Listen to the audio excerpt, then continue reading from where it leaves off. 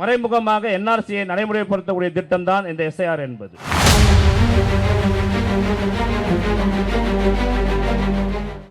நான் இப்போ செய்யூர் சட்டமன்ற தொகுதியில் ஒரு 4 நாளாக இந்த முகாமில் கலந்துக்கிட்டேன். பார்த்தீங்கன்னாக்கா அதை எழுதி ஸ்கேன் பண்ணும் பொழுது இப்போ என்னுடைய பேரை போடுறோம், எங்கள் அப்பா பேரை கேட்குது, எங்கள் தாத்தா பேரை கேட்குது. எங்கள் தாத்தா சேர்த்து எப்படி இருப்பாருன்னு எனக்கே தெரியாது. அவருடைய அடையாள ஓட்டு ஐடியை நம்ம எழுதணுமா அதில்? அப்போ அது எழுத தேவைன்னா இப்போ எனக்கு ஓட்டுரிமை இல்லாமல் போயிடும்.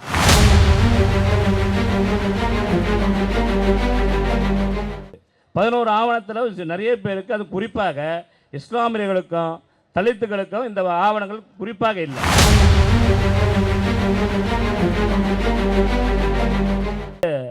கட்சி ஆரம்பிக்கிறாங்களோ, கட்சி ஆரம்பிக்கும் பொழுதெல்லாம் தலித்துக்கள் நடிகர் பக்கம் போடுவாங்க, தலித்துக்கு நடிகர் பக்கம் போடுவாங்கன்னு சொல்லி ஒரு பிம்பத்தை கட்டமைக்கிறாங்க. இந்த தேர்தல் விமர்சனம் என்று சொல்லக்கூடிய ஆட்கள்லாம் கூட சொல்லலான்னு வச்சிங்களேன். ஆனால் அது இங்கே இருக்கிற ஒவ்வொரு விடுதலை சிறுத்தைகளும் எங்களுடைய தலைவர் அவர்களுக்கு ஜனநாயகத்தையும் சமத்துவத்தையும் சமூக நீதியும் எங்களுக்கு ஊட்டு வளைத்திருக்கிறார்கள். ஒருபோதும் ஒரு விடுதலை சிறுத்தையும் எந்த நடிகன் பெண்ணாலையும் போகாது.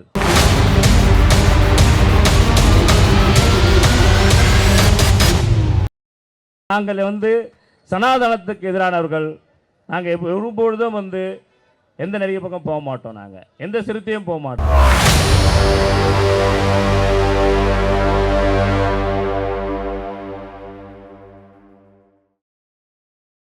தேர்தல் காலங்களில் சாதாரணமாக வாக்காளர்கள் சரிபார்ப்பு முகாம் நடக்கும். அது சாதாரணமாக நடக்கிறது அது. ஆனால் இப்போ நடக்கிற இந்த எஸ்ஐஆர் என்பது மிக ஒரு கொடூரமான, வருங்காலங்களில் இஸ்லாமியர்களையும் கிறிஸ்தவர்களையும் நாடற்றவர்களாக ஆக்கக்கூடிய மிக ஒரு மோசமான ஒரு செயல்தான் இந்த எஸ்ஐஆர் என்பது. இந்த எஸ்ஐஆர் அறிவித்தவுடனேயே நம்முடைய தலைவர் அவர்கள் அதை பற்றி மிக விவரமாக மிக அதில் உள்ள இருக்கக்கூடிய மிக கூறுகளை அங்குலமாக இந்த நாட்டு மக்களுக்கு வெளிப்படுத்தியிருக்கிறார். அதே போல் நம்முடைய அண்ணன் வன்னியரசு சொல்லும்போது கூட, மாண்புமிகு முதல்வர் தலைமை நடந்த அந்த கூட்டத்தில் கூட மிக சிறப்பாக அந்த வருகாலங்களில் நடக்கக்கூடிய ஆபத்துக்களை தலைவர் சொன்னார்கள். அது எல்லாருக்கும் தெரிஞ்சது தான். அதே போல் என்னன்னாக்கா 2022 வாக்காளருடைய அந்த லிஸ்ட்டில் இப்போ இருக்கிற வாக்காளர் லிஸ்ட்டை சேர்க்கணுமா, அதை ஒப்பிடணும். அதை ஒப்பிடும்போது பார்த்தீங்கன்னாக்கா 11 ஆவணங்கள் வேணும்னு சொல்கிறாங்க. நான் இப்போ செய்யூர் சட்டமன்ற தொகுதியில் ஒரு 4 நாளாக இந்த முகாமில் கலந்துக்கிட்டேன். பார்த்தீங்கன்னாக்கா அதை எழுதி ஸ்கேன் பண்ணும் பொழுது இப்போ என்னுடைய பேரை போடுறோம், எங்கள் அப்பா பேரை கேட்குது, எங்கள் தாத்தா பேரை கேட்குது. எங்கள் தாத்தா சேர்த்து எப்படி இருப்பாருன்னு எனக்கே தெரியாது. அவருடைய அடையாள ஓட்டு ஐடியை நம்ம எழுதணுமா அதில்? அப்போ அது எழுத தேவைன்னா இப்போ எனக்கு ஓட்டுரிமை இல்லாமல் போயிடும். எனக்கே எங்கள் அம்மாவுக்கு பர்த்டே தெரியாது, பிறந்தநாளுக்கு. அது 11 ஆவணம் கேட்குது. 11 ஆவணத்தில் நிறைய பேருக்கு, அது குறிப்பாக இஸ்லாமியர்களுக்கும் தலித்துகளுக்கும் இந்த ஆவணங்கள் குறிப்பாக இல்லை. தயவுசெய்து நம்முடைய தலைவர் அவர்கள் ஒரு காரியத்தை முன்னெடுக்கிறார் என்று சொன்னால் அதனுடைய வருங்காலங்களில் அது எவ்வளோ பெரிய ஆபத்தை உண்டு பண்ணும், எவ்வளோ பெரிய மிக கொடுமையான ஒரு செயல்பாடாக இருக்கும் என்று உணர்ந்துதான் இப்பொழுது கூட இந்த எஸ்ஐஆருக்கு எதிராக மிகப்பெரிய ஒரு ஆர்ப்பாட்டத்தை அறிவித்திருக்கிறார்.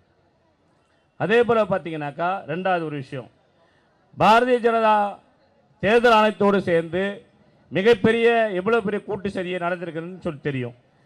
அது பீகாரில் ஜூலை 4ஆம் தேதி அந்த எஸ்ஐஆர் பற்றி அறிவித்தாங்க. அறிவித்த உடனேயே அங்கே குறைந்தபட்சம் 60 லட்சம் வாக்காளர்களை நீக்கிட்டாங்க. அங்கே ஒன்றும் கிடையாது. அதாவது சாதாரணமாக ஒரு தொகுதியில் 1% வாக்காளர்கள் நீக்கினாலே எதிர்கட்சிக்கு ஓட்டு போட முடியாமல் ஆக்கிடுவாங்க, ஆளுங்கட்சிக்கு சாதகமாக ஆக்கிடுவாங்க. அதுபோல் பார்த்தீங்கன்னாக்கா மறுபடியும் இன்னொரு விஷயம், இப்போ நிறைய சாஃப்ட்வேர்லாம் வந்துடுச்சு. இப்போ சாஃப்ட்வேரில் நம்ம என்ன வேணால் சர்ச் பண்ணலாம். ஏஐ வந்துடுச்சு, நிறைய மின்பொருளில் நம்ம நாடு இப்படியே வளர்ந்துடுது. அதில் இஸ்லாமியர் பேரை போட்டாலே இஸ்லாமியர்களுடைய ஒரு சில பெயர்களை அதுவே நீக்கிடும். அது நீக்கி இஸ்லாமியர்களுக்கு வாக்கு இல்லாதவர்களை ஆக்கி அவர்களை வந்து இரண்டாம் தர குடிமக்கள் ஆக்கி, அது இன்னும் சொல்லப்போனால் அது என்ஆர்சி எப்படி வந்து கொண்டாடுறதுக்கு வந்து இந்த அரசு வந்து பாரதிய ஜனதா கட்சி மிகப்பெரிய முன்னெடுப்பு எடுத்தாங்க.